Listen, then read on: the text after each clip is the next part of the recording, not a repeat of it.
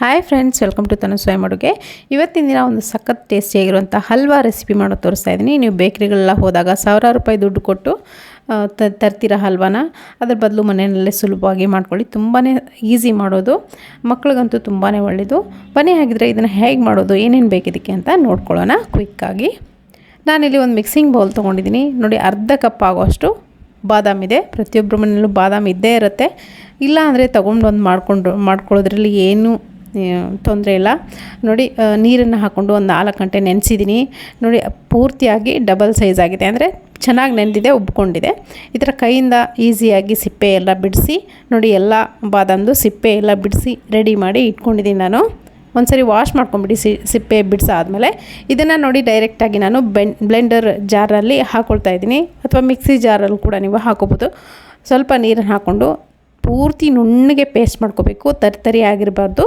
ಸ್ವಲ್ಪ ಜಾಸ್ತಿ ಹೊತ್ತು ರುಬ್ಬಿ ಅದನ್ನು ಸೈಡಲ್ಲಿ ಎತ್ತಿಟ್ಕೊಂಡಿದ್ದೀನಿ. ಇವಾಗ ನೋಡಿ, ಒಂದು ಪಾತ್ರೆ ಬಿಸಿ ಇಟ್ಕೊಂಡಿದ್ದೀನಿ. ಇದಕ್ಕೆ 1/4 ಕಪ್ ಆಗೋಷ್ಟು ಹಾಲನ್ನು ಸೇರಿಸ್ಕೊಳ್ತೀನಿ. ಗಟ್ಟಿ ಹಾಲನ್ನು ಬಳಸಿ, ತುಂಬ ಚೆನ್ನಾಗಿರುತ್ತೆ ಟೇಸ್ಟು. ಇವಾಗ ನೋಡಿ, ಇದಕ್ಕೆ ಡೈರೆಕ್ಟಾಗಿ ನಾವು ಆವಾಗಲೇ ರುಬ್ಬಿಟ್ಕೊಂಡಂಥ ಬಾದಾಮ್ ಪೇಸ್ಟ್ ಏನಿದೆ ನೋಡಿ, ಅದನ್ನು ಕೂಡ ನಾನಿಲ್ಲಿ ಹಾಕ್ಕೊಂಡಿದ್ದೀನಿ. ಸೊ ಇವಾಗ ಬಾದಾಮ್ ಪೇಸ್ಟ್ ಹಾಕಿದ ತಕ್ಷಣ ಹಾಲು ಜೊತೆಗೆ ಚೆನ್ನಾಗಿ ಮಿಕ್ಸ್ ಮಾಡ್ಕೋಬೇಕು. ಯಾವುದೇ ಗಂಟುಗಳಿಲ್ಲದೆ ಇರೋ ಥರ ಕ್ಲೀನಾಗಿ ಮಿಕ್ಸ್ ಮಾಡ್ಕೊಳ್ಳಿ. ಸೊ ಇವಾಗ ನೋಡ್ತಿರ್ಬೋದು ಹಾಲು ಜೊತೆ ಎಷ್ಟು ಚೆನ್ನಾಗಿ ಬೆರೀತಾ ಇದೆ ಅಂತ. ಬಿಸಿಯಾಗಿರುವಂಥ ಹಾಲಿಗೆ ಸೇರಿಸಿದ್ರೆ ಸ್ವಲ್ಪ ಗಂಟಾಗುವಂಥ ಚಾನ್ಸಸ್ ಇರುತ್ತೆ. ಹಾಗಾಗಿ ಹಾಲನ್ನು ಹಾಕಿದ ತಕ್ಷಣ ಅದ್ರ ಜೊತೆಗೇ ರುಬ್ಬಿಟ್ಕೊಂಡಂಥ ಬಾದಾಮ್ ಪೇಸ್ಟನ್ನು ಕೂಡ ನನಗೆ ಹಾಕ್ಕೊಂಡಿರೋದು. ನೀವು ಕೂಡ ಅದೇ ಥರ ಮಾಡ್ಕೊಳ್ಳಿ. ಇವಾಗ ನೋಡಿ, ಪೂರ್ತಿಯಾಗಿ ಬಾದಾಮ್ ಏನಿದೆ ನೋಡಿ, ಬಾದಾಮ್ ಪೇಸ್ಟು ಹಾಲು ಜೊತೆ ಚೆನ್ನಾಗಿ ಬರ್ತಿದೆ. ಇದನ್ನು ಈ ಥರ ನೋಡಿ ಮಿಕ್ಸ್ ಮಾಡ್ಕೊಳ್ತಾ ಮೀಡಿಯಮ್ ಹೈ ಫ್ಲೇಮ್ ಇಟ್ಕೊಂಡು ಮಿಕ್ಸ್ ಮಾಡ್ಕೊಳ್ತಾ ಹೋದಾಗೆ ಈ ಥರ ಗಟ್ಟಿ ಆಗ್ತಾ ಬರುತ್ತೆ. ಸ್ವಲ್ಪ ಟೈಮ್ ತೊಗೊಳುತ್ತೆ ಈ ಹಲ್ವಾ ಮಾಡೋದು. ನೀವು ಪೇಷನ್ಸಿಂದ ಮಾಡಿಕೊಂಡ್ರೆ ತುಂಬ ಚೆನ್ನಾಗಿ ಬರುತ್ತೆ ಟೇಸ್ಟು, ರಿಸಲ್ಟು. ಇವಾಗ ನೋಡಿ, 1 ಟೇಬಲ್ ಸ್ಪೂನ್ ಆಗೋಷ್ಟು ತುಪ್ಪವನ್ನು ಸೇರಿಸ್ಕೊಂಡಿದ್ದೀನಿ. ತುಪ್ಪ ಸೇರಿಸಾದ್ಮೇಲೆ ಮತ್ತೆ ಈ ಥರ ನೋಡಿ ಮಿಕ್ಸ್ ಮಾಡ್ಕೊಳ್ತಾ ನೋಡಿ ಕೈ ಆಡಿಸ್ತಾ ಇರಿ. ಇದೇ ಥರ ಇದು ಪೂರ್ತಿಯಾಗಿ ಗಟ್ಟಿ ಆಗ್ತಾ ಬರುತ್ತೆ. ಮೀಡಿಯಮ್ ಹೈ ಫ್ಲೇಮ್ ಇಟ್ಕೊಂಡೇ ಮಾಡ್ಕೊಳ್ಳಿ, ಏನೂ ತೊಂದರೆ ಇಲ್ಲ. ಲೋ ಫ್ಲೇಮ್ ಇಟ್ಕೊಂಡ್ರೆ ಸ್ವಲ್ಪ ಜಾಸ್ತಿ ಟೈಮ್ ತೊಗೊಳುತ್ತೆ. ಹಾಗಾಗಿ ನೋಡಿ, ಈ ಥರ ಮಿಕ್ಸ್ ಮಾಡ್ತಾ ಯಾವ ಥರ ಗಟ್ಟಿ ಆಯಿತು ನೋಡಿ, ಆವಾಗಲೇ ಯಾವ ಥರ ತೆಳುವಾಗಿತ್ತು, ಈ ಥರ ಗಟ್ಟಿ ಆಗ್ತಾ ಬರುತ್ತೆ ನೋಡಿ. ಈ ಥರ ನೋಡಿ, ಇಷ್ಟು ಕನ್ಸಿಸ್ಟೆನ್ಸಿಲಿ ಬಂದ ತಕ್ಷಣ ನಾನಲ್ಲಿ ಕೇಸರಿ ಫುಡ್ ಕಲರ್ ಹಾಕ್ಕೊಳ್ತಾ ಇದ್ದೀನಿ. ಹಾಲು ಜೊತೆಗೆ ಫುಡ್ ಕಲರ್ನ ಬೆರೆಸಿಟ್ಟಿದ್ದೆ. ನೀವು ಬೇಕಿದ್ರೆ ಕೇಸರಿ ದಳ ಇರುತ್ತಲ್ಲ, ಅದನ್ನು ಹಾಲು ಜೊತೆಗೆ ಮಿಕ್ಸ್ ಮಾಡಿಕೊಂಡು ಹಾಕೋಬೋದು ನೆನೆಸಿ. ಅದು ಚೆನ್ನಾಗಿ ಒರಿಜಿನಲ್ ಕಲರ್ ಕೊಡುತ್ತೆ, ಅಂದರೆ ಚೆನ್ನಾಗಿ ಕೊಡುತ್ತೆ. ಹಾಗಾಗಿ ಸ್ವಲ್ಪ ಕಲರ್ ಹಾಕ್ಕೊಂಡಿದ್ದೀನಿ. ಕಲರ್ ಹಾಕಿದ್ರೆ ತುಂಬ ಚೆನ್ನಾಗಿರುತ್ತೆ. ಇವಾಗ ನೋಡಿ, ಸಕ್ಕರೆ ಕೂಡ ನಾನಿಲ್ಲಿ ಸೇರಿಸ್ಕೊಳ್ತಾ ಇದ್ದೀನಿ. ಅರ್ಧ ಕಪ್ ಆಗೋಷ್ಟು ಸಕ್ಕರೆಯನ್ನು ಸೇರಿಸ್ಕೊಂಡಿದ್ದೀನಿ. ಇಷ್ಟು ಸಾಕಾಗುತ್ತೆ ಸ್ವೀಟು. ನಾನು ತೊಗೊಂಡಿರುವಂಥ ಬಾದಾಮ್ ಪ್ರಮಾಣಕ್ಕೆ ಅರ್ಧ ಕಪ್ ಆಗೋಷ್ಟು ಸಕ್ಕರೆ ಸಾಕಾಗುತ್ತೆ. ಇವಾಗ ನೋಡಿ, ಸಕ್ಕರೆ ಹಾಕಿದ ತಕ್ಷಣ ಪೂರ್ತಿಯಾಗಿ ಕರಗಾದ್ಮೇಲೆ ಮತ್ತೆ ಇದು ತೆಳುವಾಗುತ್ತೆ.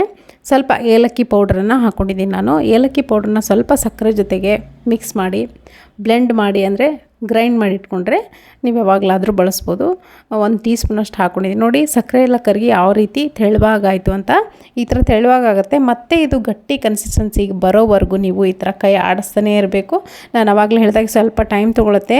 ಕೈ ಆಡಿಸ್ತಾ ಇರಿ, ಹೈ ಫ್ಲೇಮ್ ಇಟ್ಕೊಂಡು ಈ ಥರ ಕೈ ಆಡಿಸ್ತಾ ಇದ್ದಾಗ ನೋಡಿ ಈ ಥರ ಗಟ್ಟಿ ಆಗುತ್ತೆ. ಗಟ್ಟಿ ಆದಮೇಲೆ ನೋಡಿ, ಸ್ವಲ್ಪ ತುಪ್ಪವನ್ನು ಸೇರಿಸ್ಕೊಳ್ತಾ ಇದ್ದೀನಿ. ಮತ್ತೆ 1 ಟೇಬಲ್ ಸ್ಪೂನ್ ಆಗೋಷ್ಟು ತುಪ್ಪನ ಸೇರಿಸ್ಕೊಳ್ತಾ ಇದ್ದೀನಿ. ತುಪ್ಪ ಹಾಕ್ಕೊಂಡು ಚೆನ್ನಾಗಿ ಮಿಕ್ಸ್ ಮಾಡಾದಮೇಲೆ ನೋಡಿ, ತಳ ಬಿಡೋಕ್ಕೆ ಸ್ಟಾರ್ಟ್ ಆಗುತ್ತೆ. ಇಷ್ಟು ಗಟ್ಟಿ ಆದರೆ ಸಾಕು ನಮಗೆ. ಇನ್ನೂ ಜಾಸ್ತಿ ಗಟ್ಟಿಯಾಗಿರೋದನ್ನು ಮತ್ತೆ ನೀವು ಫ್ರೈ ಮಾಡ್ತಾ ಹೋದರೆ ತಳ ಹಿಡಿಯೋಕ್ಕೆ ಸ್ಟಾರ್ಟ್ ಆಗುತ್ತೆ. ಹಾಗಾಗಿ ನೋಡಿ, ಇವಾಗ ಹಲ್ವಾ ಕರೆಕ್ಟಾಗಿ ರೆಡಿಯಾಗಿದೆ, ಪರ್ಫೆಕ್ಟಾಗಿ ರೆಡಿಯಾಗಿದೆ. ಇದನ್ನು ಒಂದು ಪ್ಲೇಟ್ಗೆ ನಾನು ಪ್ಲೇಸ್ ಮಾಡ್ಕೊಂಡಿದ್ದೀನಿ. ನೋಡಿ, ಗ್ರೀಸ್ ಮಾಡ್ಕೊಳ್ಳಿ ಪ್ಲೇಟಿಗೆ ಹಾಕ್ಕೊಂಡು. ತುಂಬ ಚೆನ್ನಾಗಿರುತ್ತೆ ಟೇಸ್ಟು. ನಾನಿಲ್ಲಿ ನೀವು ಬೇಕ್ರಿಗಳೆಲ್ಲ ಹೋದಾಗ ಈ ಥರ ನಿಮಗೆ ನೋಡಿರ್ಬೋದು, ಒಂದು ಬಟರ್ ಪೇಪರಲ್ಲಿ ಹಾಕಿ ಕೊಟ್ಟಿರ್ತಾರೆ ಬಾದಾಮ್ ಹಲ್ವಾನ. ತುಂಬ ಚೆನ್ನಾಗಿರುತ್ತೆ ಟೇಸ್ಟು. ಮತ್ತೆ ತಿನ್ನಬೇಕು ಅನ್ನಿಸ್ತಾ ಇರುತ್ತೆ. ಬಟ್ ತೊಗೊಳ್ಳೋಕ್ಕೆ ತುಂಬಾ ಕಾಸ್ಟ್ಲಿ ಇರುತ್ತೆ. ಹಾಗಾಗಿ ಮನೆಯಲ್ಲೇ ಸುಲಭವಾಗಿ ನೀವು ಕೂಡ ಇದೇ ಥರ ಮಾಡ್ಕೊಳ್ಳಿ.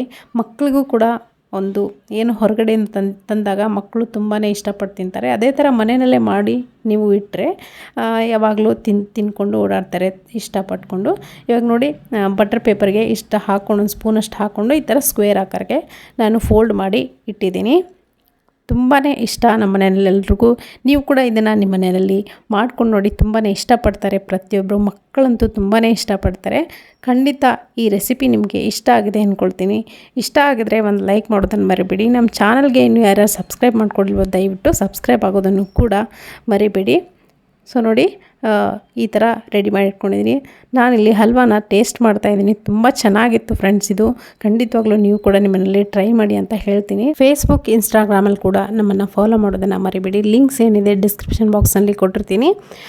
ಖಂಡಿತವಾಗ್ಲೂ ಈ ವಿಡಿಯೋ ಇಷ್ಟ ಆದರೆ ಲೈಕ್ ಮಾಡೋದನ್ನು ಮಾತ್ರ ಮರಿಬೇಡಿ. ಮತ್ತೆ ಸಿಗ್ತೀನಿ ಮತ್ತೊಂದು ಬ್ಯೂಟಿಫುಲ್ ಆಗಿರುವಂಥ ರೆಸಿಪಿಯೊಂದಿಗೆ. Thank you.